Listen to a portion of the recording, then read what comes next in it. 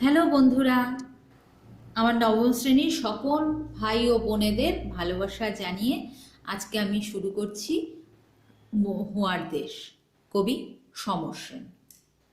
তো কবিতা আলোচনার প্রথমেই আমরা কবি সমর সেন সম্পর্কে একটু জেনে নিই। 1916 খ্রিস্টাব্দে বাগবাজারে কবি জন্মগ্রহণ করেন। তিনি খুব বেশি দিন কাব্যচর্চা করেননি। খুব অল্প সময়ে বাংলা কবিতায় স্বতন্ত্র ও স্থায়ী আসন লাভ করেন। প্রথম জীবনে কিছুদিন অধ্যাপনার সাথে যুক্ত থাকলেও পরে সাংবাদিক ও পত্রিকার সম্পাদক হিসেবেই নিজেকে প্রতিষ্ঠিত করেন। 1933 খ্রিস্টাব্দে অন্তর বিশ্ববিদ্যালয় থেকে পত্রিকা শ্রীহর্ষতে তার তুমি ও আমি কবিতাটি প্রকাশিত হয়। পরে তার কবিতা ভবন থেকে ত্রৈমাসিক কবিতা 1935 খ্রিস্টাব্দে প্রকাশিত হয়। তার প্রকাশিত অন্যান্য কাব্যগ্রন্থগুলি হল কয়েকটি কবিতা, গ্রহণ, নানা কথা, খোলা চিঠি, তিন পুরুষ, সমর সেনের কবিতা ইত্যাদি। 1987 খ্রিস্টাব্দে এই মহান কবির মৃত্যু হয়। আমাদের পাঠ্য মহুয়ার দেশ কবিতাটি সমর সেনের প্রথম কাব্যগ্রন্থ কয়েকটি কবিতা থেকে নেওয়া হয়েছে। এখন কবিতা আলোচনার প্রথমে মহুয়ার দেশ কবিতার নাম আমরা সবাই জানি। এখন মহুয়া কি আমাদের মনে প্রশ্ন আসবে? মহুয়া হচ্ছে মৌল ফুল, যার রস দিয়ে মাদক প্রস্তুত হয়। আর মহুয়ার দেশ বলতে কবি কোন জায়গাকে বুঝিয়েছেন? এমন এক জায়গা যেখানে প্রচুর মৌল গাছ আছে এবং সেখান থেকে মাদক প্রস্তুত করা হয়। এখানে কবি সাঁওতাল পরগনার কথা বুঝিয়েছেন। সমগ্র কবিতাটিকে দেখলে আমরা বুঝতে পারবো কবিতাটি দুটি ভাগে বিভক্ত। সমর সেন নাগরিক সভ্যতায় অভ্যস্ত কবি। তার অন্যান্য কবিতা নাগরিক জীবনের কবিতা। তার অন্যান্য কবিতা থেকে এই মহুয়ার দেশ কবিতাটির মেজাজ কিন্তু অনেকটাই আলাদা। আপাদমস্তক নাগরিক কবি যেন মুক্তির আকাঙ্ক্ষা প্রকাশ করেছেন এই কবিতায়।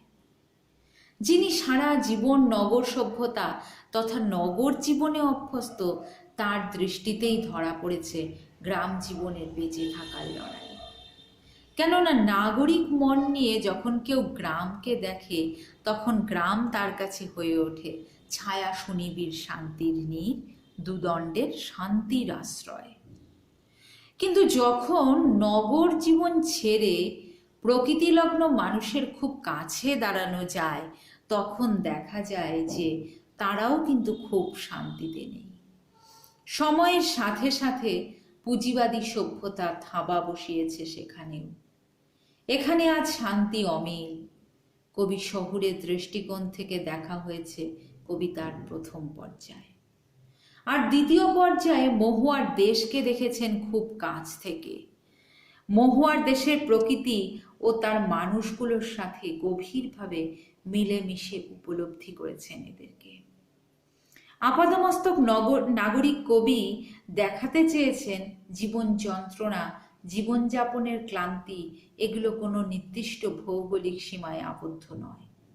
তাই শিশিরে ভেজা সবুজ সকালেও মানুষের শরীরে থাকে ধুলোর কলঙ্ক। নিবিড় অন্ধকারে শোনা যায় যে কয়লা খনির গভীর বিশাল শব্দ। নগর মানেই যন্ত্রণা, আর গ্রাম মানেই যে যন্ত্রণা থেকে মুক্তি, এই ভাবনা যে সর্বাংশে সঠিক নয়, এটাই দেখিয়ে দিয়েছেন কবি সমর সেন। তাই শেষ পর্যন্ত দুঃস্বপ্ন হয়ে মহুয়ার দেশ দেখা দিয়েছে তার চোখে। তাহলে কবিতাটার এখন লাইন বাই লাইন আলোচনায় আমরা চলে যাই। কবিতার আলোচনার প্রথমেই দেখছি, মাঝে মাঝে সন্ধ্যার জলস্রোতে অলস সূর্য দেয় একে গলিত সোনার মতো উজ্জ্বল আলোর স্তম্ভ, আর আগুন লাগে জলের অন্ধকারে ধূসর ফেনায়। সেই উজ্জ্বল স্তব্ধতায় ধোয়ার বঙ্কিম নিঃশ্বাস ঘুরে ফিরে ঘরে আসে শীতের দুঃস্বপ্নের মতো। অনেক অনেক দূরে আছে মেঘ-মদির মহুয়ার দেশ, সমস্ত ক্ষণ সেখানে পথের দুধারে ছায়া ফেলে দেবদারুর দীর্ঘ রহস্য আর দূর সমুদ্রের দীর্ঘশ্বাস। রাত্রি নির্জন নিঃসঙ্গতাকে আলোড়িত করে। আমার ক্লান্তির উপর ঝরুক মহুয়া ফুল, নামুক মহুয়ার গন্ধ। এখানে অসহ্য নিবিড় অন্ধকারে মাঝে মাঝে শুনি মহুয়া বনের ধারে কয়লা খনির গভীর বিশাল শব্দ। আর শিশিরে ভেজা সবুজ সকালে অবসন্ন মানুষের শরীরে দেখি ধুলোর কলঙ্ক। ঘুমহীন তাদের চোখে হানা দেয় কিসের ক্লান্ত দুঃস্বপ্ন। তাহলে কবিতার প্রথম স্তবকে চলে যাই। মাঝে মাঝে সন্ধ্যার জলস্রোতে অলস সূর্য দেয় একে গলিত সোনার মতো উজ্জ্বল আলোর স্তম্ভ, আর আগুন লাগে জলের অন্ধকারে ধূসর ফেনায়। এখানে সূর্যকে বলছেন কি, সন্ধ্যার জলস্রোতে অলস সূর্য এঁকে দেয় গলিত সোনার মতো উজ্জ্বল আলোর স্তম্ভ। এখানে সূর্যকে কবি কি বলছেন?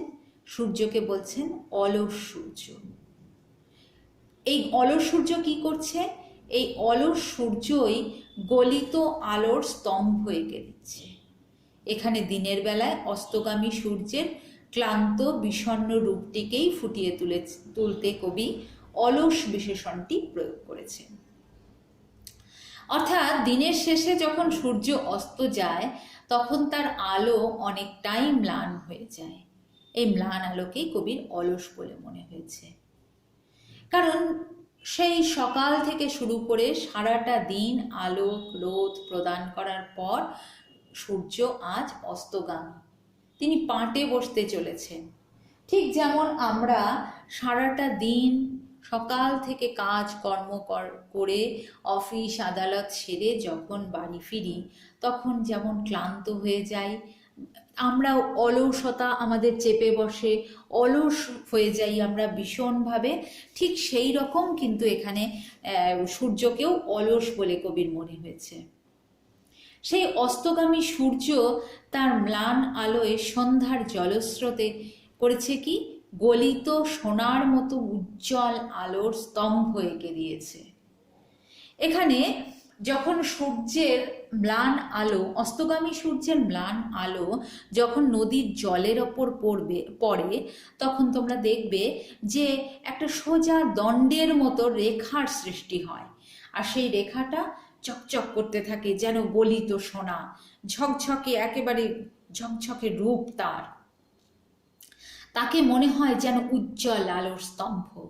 আর সেই আলোই যখন জলের ওপর ভাসমান ফেনায় লাগিয়ে দেয় আগুনের রং, তখন কবি কিন্তু হয়ে যান মুগ্ধ।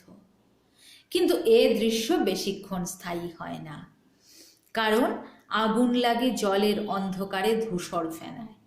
প্রকৃতির এই সৌন্দর্য অচিরেই ঢাকা পড়ে যায় দূষণের কারণে। কারণ কি, সেই উজ্জ্বল স্তব্ধতায় ধোয়ার বঙ্কিম নিঃশ্বাস ঘুরে ফিরে ঘরে আসে শীতের দুঃস্বপ্নের মতো।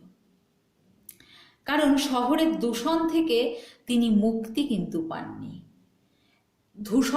দূষণের কারণে একটা ধোঁয়ার সৃষ্টি হয়, সেই ধোঁয়াশায় ঢেকে যায় সূর্য এবং তার চারপাশ। তাই শহরের দূষণ থেকে তিনি মুক্তি পেতে যেতে চান কোথায়? মেঘ-মদির মহুয়ার দেশে। কবি যখন নদীর ধারে দাঁড়িয়ে নদীর সৌন্দর্য উপভোগ করছেন তখন তাকে বাধা দিয়েছে শহরের বিষ বাষ্প। কবির দম বন্ধ হয়ে আসছে। কবির নদীর সান্ধ্য সৌন্দর্য দেখতে গিয়ে বারবার বাধাপ্রাপ্ত হয়েছেন। কবির কি মনে হয়েছে? যে ধোয়ার বঙ্কিম নিঃশ্বাস ঘুরে ফিরে ঘরে আসে শীতের দুঃস্বপ্নের মতো।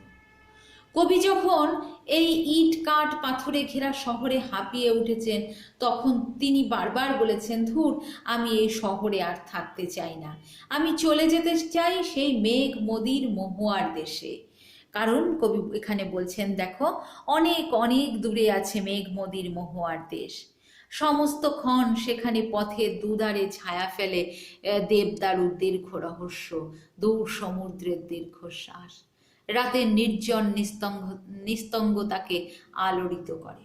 তাহলে কবি চলে যেতে চেয়েছেন পথের দুধার ঢাকা দেবদারুর ছায়ায় মেঘমদির মহুয়ার দেশে, যেখানে দূর সমুদ্রের দীর্ঘশ্বাস ভেসে আসবে আমাদের কানে। যখন রাতের বেলা আমি একা মহুয়া বনের ধারে দাঁড়াবো, মহুয়ার গন্ধ আমাকে মাতাল করে দেবে। মহুয়ার ফুল ঝরে পড়বে আমার শরীরে, ছড়িয়ে দেবে চারদিকে মহুয়ার গন্ধ। অর্থাৎ কবি দেখো প্রথম পর্যায়ে কিন্তু স্বপ্নবিলাসী। নদীর ধারে যে কবি সৌন্দর্য বিচরণ করতে গেছেন, সৌন্দর্য দেখতে গেছেন, সেইখান থেকে কবি আশা করছেন যে মেঘমদির মহুয়ার দেশে তিনি যাবেন। কবি স্বপ্ন রাজ্যে বিচরণ করছেন, একটা দেবদারুর বনে ঢাকা রাস্তা দিয়ে তিনি চলে যাবেন মেঘমধুর মহুয়ার দেশে। সেখানে মহুয়া ফুল গন্ধ তাকে মাদকতায় একেবারে মাতাল করে দেবে।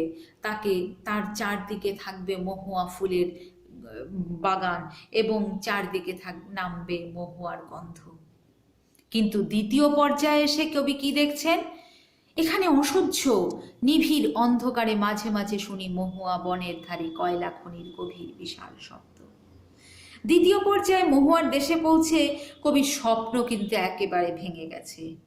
এতদিন তিনি যে স্বপ্ন দেখেছেন, মনে মনে গড়ে তুলেছেন একটা স্বপ্ন রাজ্য, তা কিন্তু এখানে এসে একেবারেই ব্যর্থ হয়ে গেছে। তিনি দেখছেন মহুয়ার দেশ আজ যান্ত্রিক, পদে পদে সেখানে যান্ত্রিকতা, যন্ত্র দানব সেখানে থাবা বসিয়েছে। সেখানে কয়লা খনিতে সাঁওতাল পরগনার সমস্ত মানুষ শ্রমিকে পরিণত হয়েছে। মহুয়া বনের ধারে কয়লা খনির থেকে গভীর বিশাল শব্দ তিনি খুঁজে পাচ্ছেন। আর মহুয়া দেশ তার মাদকতা হারিয়ে ফেলে হয়ে গেছে ছোট্ট এক টুকরো জঙ্গল। তাই তিনি সেখানকার সাধারণ মানুষগুলোর শিশিরে ভেজা সবুজ সকালে দেখেছেন তাদের শরীরে ধুলোর কলঙ্ক। কবি যে স্বপ্ন নিয়ে মহুয়ার দেশে গেছেন তা কিন্তু একেবারে ভেঙে ছিন্ন ভিন্ন হয়ে গেছে। কবি সেই অবসন্ন মানুষের শরীরে দেখেছেন ঘুমহীন, তাদের চোখে দেখেছেন ক্লান্ত দুঃস্বপ্ন। এখানে কবি ক্লান্ত দুঃস্বপ্ন দেখেছেন কেন? কারণ তারা সারা রাত জেগে কাজ করেছে খনিতে, কলকারখানায়। মানুষগুলোর চোখ তাই ঘুমহীন, তাদের চোখে অজানা দুঃস্বপ্ন। এখানে অজানা দুঃস্বপ্ন কারণ তাদের কাজ কখন আছে কখন নেই কারণ ঠিক নেই। কারণ কলকারখানায় কখন তালা পড়বে আর কখন তালা খুলবে তা তো স্বয়ং ভগবানও জানেন না। সেই ভয় তাদের বুকে চেপে রয়েছে। প্রগতির কাছে আত্মসমর্পণ করে বেঁচে থাকতে পারে মহুয়ার দেশ কবির সত্তায় স্বপ্নে। নগর থেকে গ্রামে এসে কবি যে যন্ত্রণা থেকে মুক্তি পেতে চেয়েছেন, সে ভাবনা যে সর্বাংশে সত্যি নয়, সে কথাই কবি প্রকাশ করেছেন এই অংশে। অর্থাৎ দ্বিতীয় পর্যায়ে এসে অর্থাৎ মহুয়ার দেশে পৌঁছে কিন্তু কবির স্বপ্ন ভগ্ন হয়েছে। এতদিন তিনি যে স্বপ্ন দেখে এসেছেন তা আজ ব্যর্থতায় পর্যবসিত।